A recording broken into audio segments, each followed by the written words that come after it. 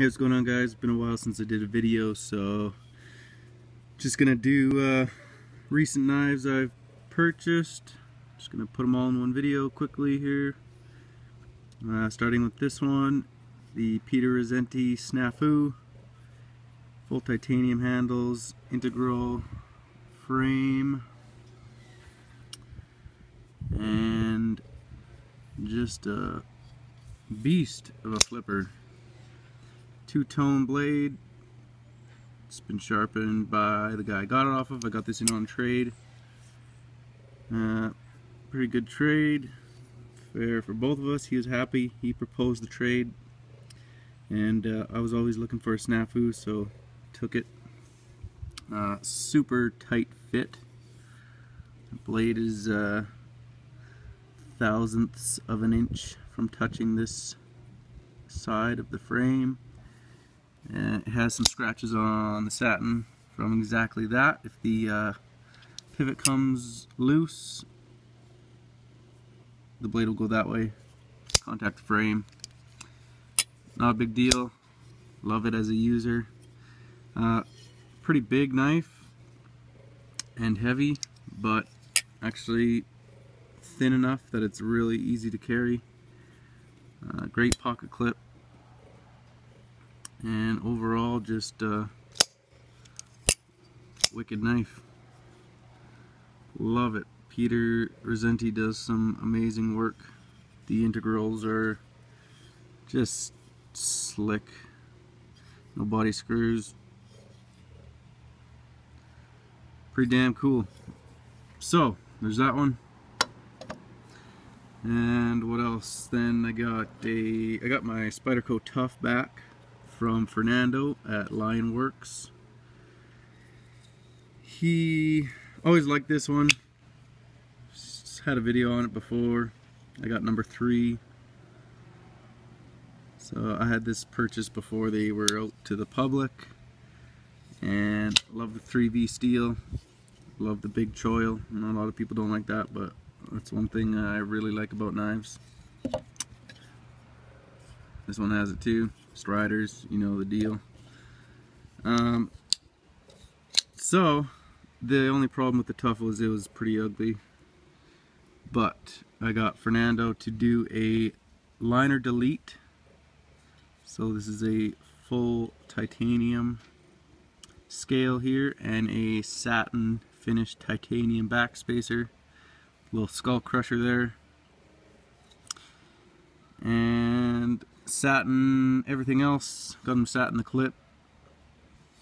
So instead of Spyderco's 3-tone colors, we got the titanium gray and satin.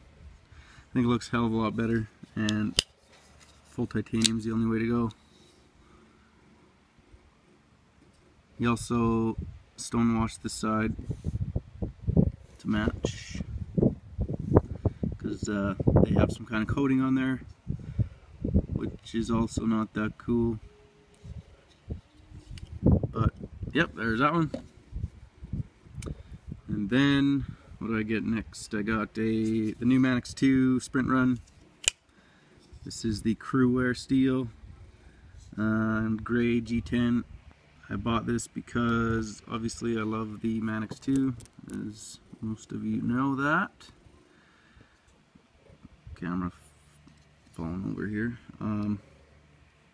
Focus. And mostly because CPM Cruwear, I've never experienced it, never used it, never owned anything with it, so I really wanted to test it out. As you can see, I've been using the hell out of this thing since I got it. I've been carrying it every day. And the gray G10 is not so gray anymore. Really looks fancy when it's new, but gets dirty instantly if you actually carry it and use it. No big deal, whatever. I'm just gonna keep using her. And so far so good with the Cruwear. Still sharp. Rolled the edge on the tip a bit. I probably can't see it, but I was trying to stab through a tire at work and obviously hit one of the steel cord. Let's see if I can capture that.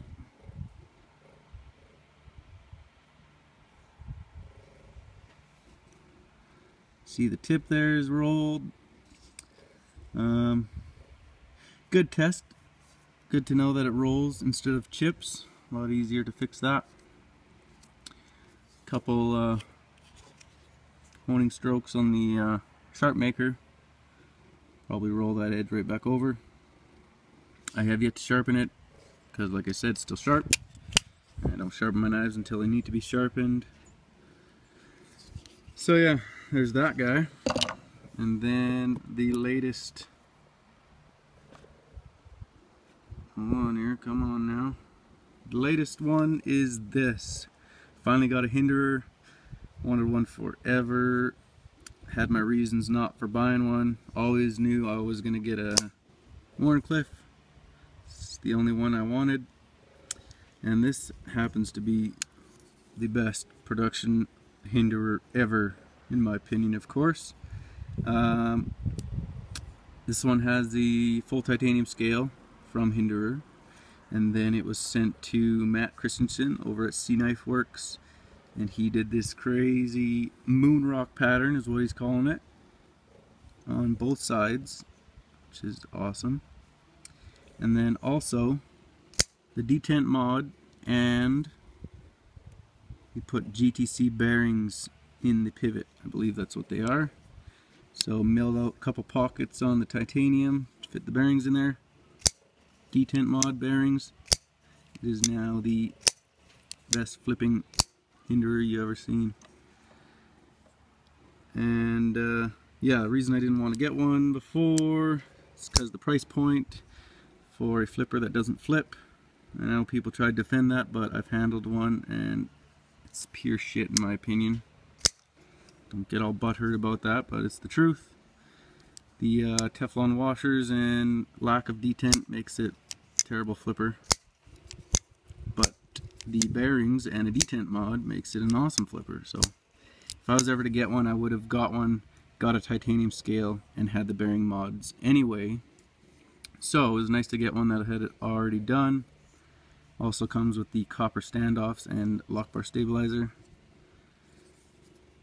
And as far as Hinderers go, they are a hell of a knife. Ergos are probably some of the best I've ever felt. Also got the front choil, which is great.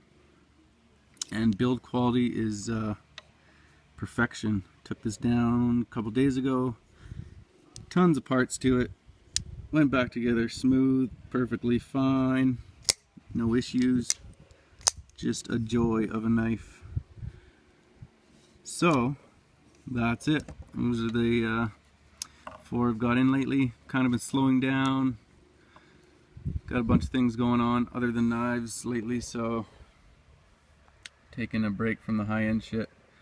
Really didn't even want to buy this, but the opportunity was there. I couldn't pass it up. So that's that. Check out my website, drsbladeworks.com. If you want some mods or anything like that, just starting out, check it out, see what I can do. I'm in Canada, by the way, and take care. Peace.